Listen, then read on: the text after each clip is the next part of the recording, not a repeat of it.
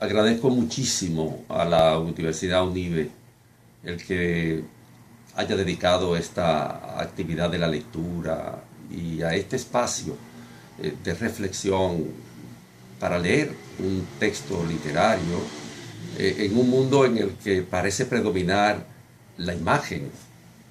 Sin embargo, es tan importante que en las estructuras académicas universitarias e incluso en las estructuras académicas de formación de los primeros grados se estimule la lectura de textos, la lectura de novelas, de poesía, de textos de ficción, en una palabra. Porque, no lo digo yo, lo dice nada más y nada menos que Richard Rorty, uno de los filósofos de mayor importancia en el mundo postmoderno. La creatividad es la piedra de toque del mundo postmoderno. No hay ninguna posibilidad de sobrevivir a esta vorágine de la tecnología sin que la creatividad se incorpore en el uso de estos instrumentos. Los europeos están regresando a lo que se llama lectura comprensiva, a lo que en mi época se llamaba lectura comprensiva. Porque en vista de la predominancia de la imagen, desgraciadamente, un aporte sustancial para la humanidad, que fue la creación del concepto, se ha estado perdiendo.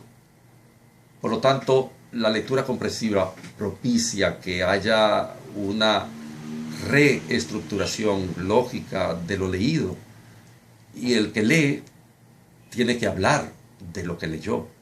El que lee un texto de ficción se apropia de la intención comunicante del escritor, que está dada con esa técnica que el uso de la lengua obliga a la literatura, pero que cuando usted la descodifica a partir de un proceso de intelección, de interpretación, de apropiación de la intención comunicante, el universo de sentidos que crea la obra literaria es tan rico que supera con creces la misma realidad.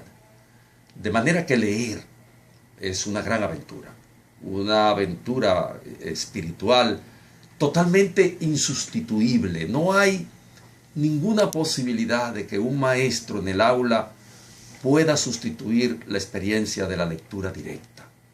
La lectura es fundamental para el enriquecimiento vocabular, para la construcción del concepto, para las posibilidades de la imaginación. El único límite que tiene un escritor frente a la página en blanco es exactamente el límite de la imaginación que él pueda construir.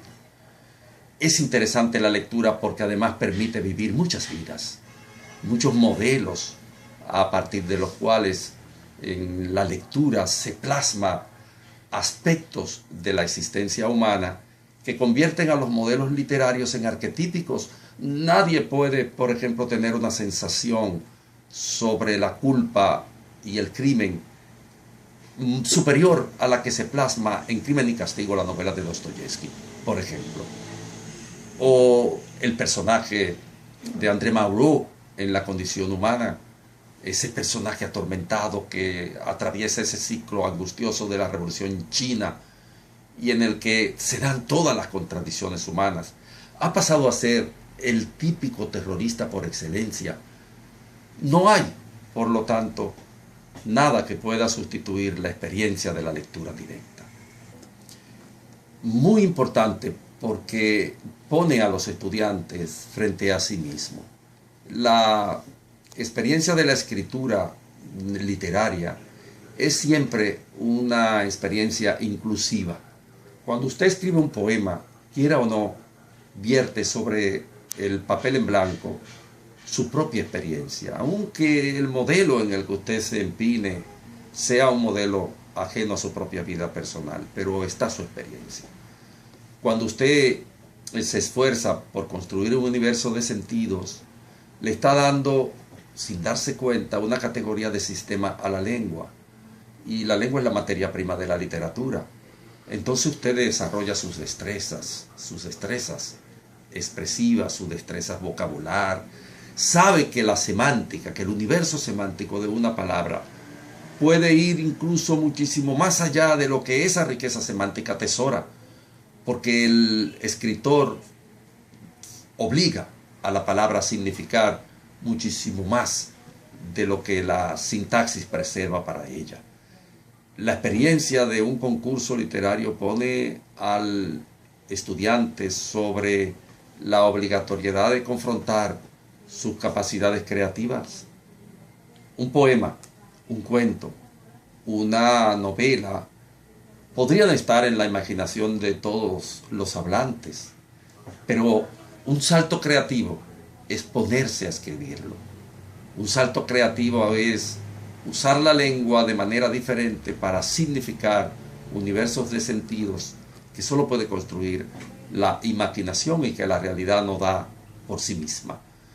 De manera que es importante, y ojalá, como se hace por ejemplo en universidades norteamericanas, todas las universidades se vean obligadas a hacer permanentemente este tipo de esfuerzo de obligar al estudiante, a los profesores, a usar la lengua en un sentido creativo, porque esto se reproduce de muchas formas.